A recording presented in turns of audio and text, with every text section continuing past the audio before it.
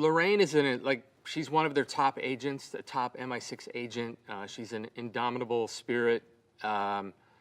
She's not going to take no for an answer. She is tough as nails, but she's also sort of a spy going through an existential crisis and having to react to the situation around her, having to deal with the constant lies that the life of a spy is, and how do you know who to trust when you're in that situation?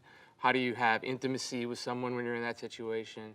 And how do you find your own humanity when nothing anybody says is the truth?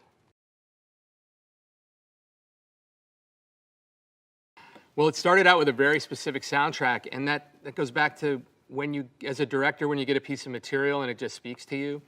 I'm reading this Cold War spy thriller, and all I can think about are I gotta put, Under Pressure has to be in the movie right here. 99 Luftballons is perfect. I'm hearing the soundtrack of the movie come alive as I'm reading it, and I start putting that into the script. And so when I did my first director's pass with Kurt Johnstead, we put all of the music cues, and I would say 75% of them stayed.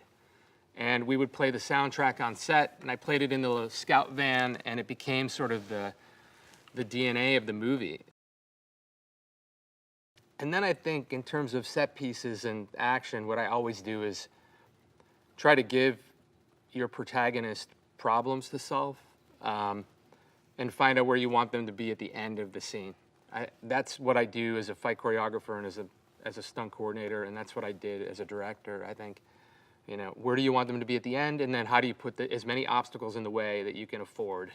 And without that empathetic character, the movie doesn't work. I mean, you can have action and spectacle all you want, but I think you're going to walk away going man, I wish I was Lorraine. I wish I could kick ass like her. I wish I could stand up for myself like her. I wish I could thwart my enemies like her. She's fucking badass.